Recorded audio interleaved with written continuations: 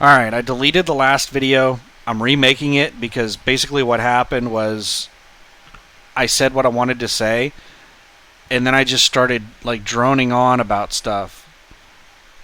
And I caught myself about 20 minutes into the video, and I was like, I've just been like rambling thoughts for 10 to 15 minutes.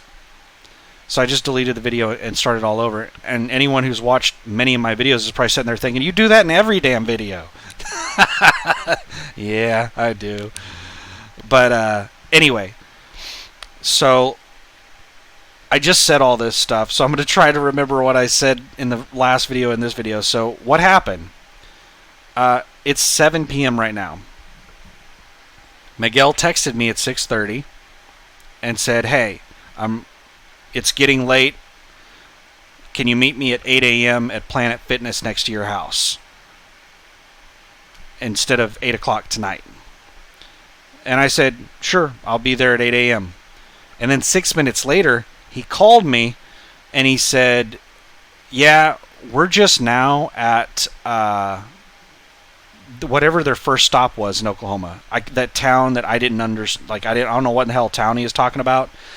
And he had a really, really, really bad cell reception. The call got disconnected. We called each other back, and then he was like, I could barely hear him, and he was cutting in and out. So I was catching like every 10th word or something. And it was only like a 30-second call. And I told him, man, I can't, like, the reception's really bad. I can't hear what you're saying. He said he'd call me back whenever he got someplace with better reception. But from what I understood, he's at whatever the place is that he was supposed to do his first delivery. He hasn't even made it to Muskogee yet. He still has to go from wherever he made his first delivery to Muskogee. And I heard him say something about back roads, weather, and Tulsa. So I think that he backroaded it to some town up near Tulsa, and that's the reason it's taken him so long to get there, because he took like the back roads. He didn't take the interstate up to Tulsa and then, go down to wherever he was going. I don't know. That's just like from 30 seconds of 5 words. That's what I'm gathering. I'm making a lot of assumptions here. But from what I understand, he's at his first place that's Oak whatever city in Oklahoma. And it took him a lot longer to get there than he expected. He seems like a very optimistic person. Miguel's glass is half full.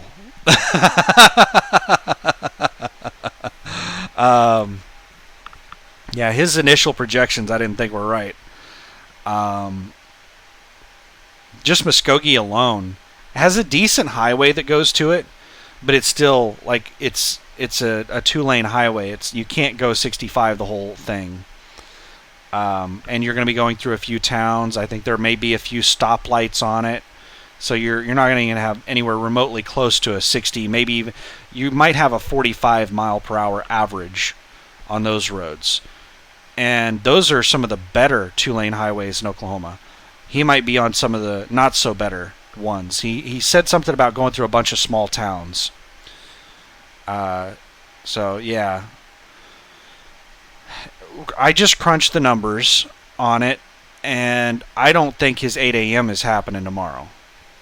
I think it's closer to 3 o'clock tomorrow afternoon, because I think he's going to run out of hours in Van Buren. His 14-hour clock, I think he's going to run out of his 14-hour clock in Van Buren. And he's going to have to take 10 hours off in Van Buren. And I think he's going to make it to Van Buren around 1 a.m.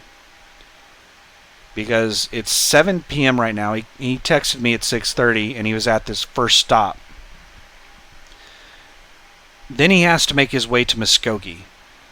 And if he is somewhere up in the Tulsa area and he has to go down to Muskogee, he's going to have to backroad it to Muskogee, because like there's not an interstate through Muskogee. So it's not like, if it's 60 miles, it's not 60 miles at 60 miles an hour. It's 60 miles at probably 30 miles an hour average, if that. And so he's probably got a couple of hours just to get to Muskogee from wherever in the world he's at. And then he's probably got an hour or two at Muskogee getting loaded. And then he's got to back road it down to I-40 to get to Van Buren from Muskogee.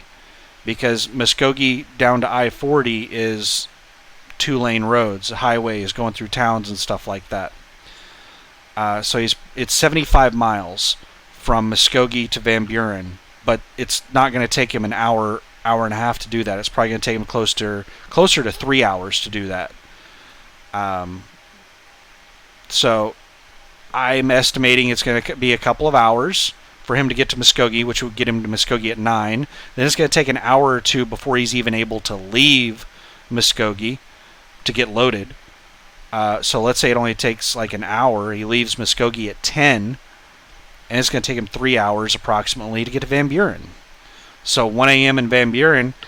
He called me at 12:30 this morning, or today, telling me that he was in the Dallas area headed to this place. So their day started somewhere around noon or 12:30, which means by 1 a.m., if he started his day at noon, that's 13 hours. After 14, you can't drive. And it's 4 hours from Van Buren to Oklahoma City. So he's going to have to stay 10 hours in Van Buren. So from 1 a.m. to 11 a.m. would be 10 hours. And then a 4-hour drive to Oklahoma City would put him here about 3 o'clock tomorrow afternoon. That is my guesstimate. But I don't have all the information. I'm making a lot of assumptions on this. I could make a better, much better guess if I had all of the real information. Yeah, I think it's going to be more like 3 o'clock tomorrow afternoon that he's going to be over here.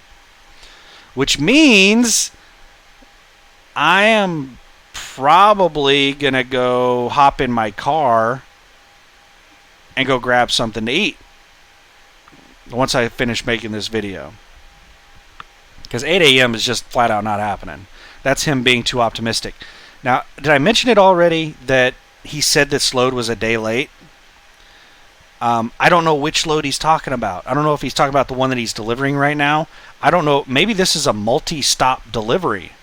Maybe I'm assuming that this Oklahoma City that I didn't recognize is a place that he's delivering to. And then he's picking up a load in Muskogee that's heading to Amarillo. That's what I'm assuming. But this could be all the same delivery, and it's just a multi-stop delivery. Maybe he's got to stop in this Oklahoma City, or not this Oklahoma City, but this Oklahoma town that I didn't recognize, and he's got another stop in Muskogee, and then he's got to take it over to Amarillo for his final stop. I don't know. I don't know any of this information. I've gotten, like, most of the conversations I've had with him so far have just been like, yes, sir, no, sir, yeah, I can meet you there. How about we meet at this truck stop? It's close to my house, and it's, en route for you. Stuff like that. I haven't really asked any probing questions about what in the hell's going on.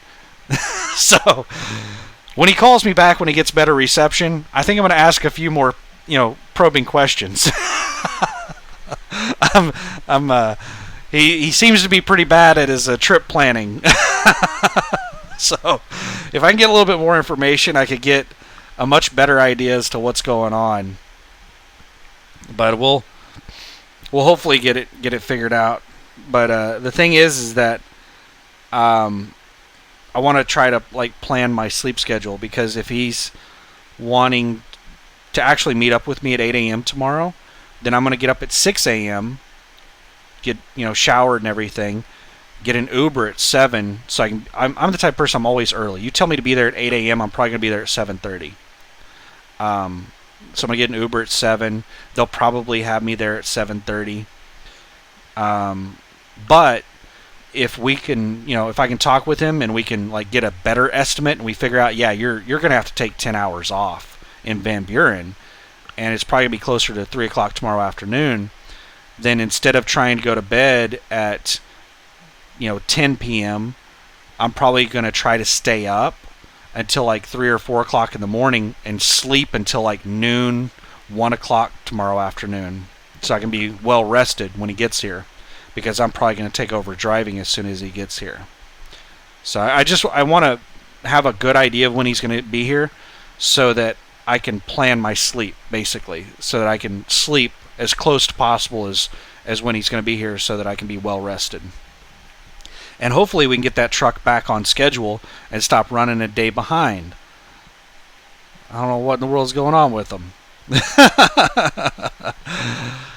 He's been with a company, something I was thinking about earlier, and I'm starting to get into that rambling thing. I'll try to contain myself on the rambling. But something I was thinking about earlier is he's been with the company for 15 years. Well, since I can't remember if both of our trainers, Sheila was talking to Jerry and I at the same time, and I want to say both of our trainers had been with the company since like 2005, 2006. I can't remember if Miguel was 2005 or 2006. He's been with the company for approximately 15 years. He's been with them since I quit the trucking industry. Even before I quit the trucking industry. I quit the trucking industry in late 2006.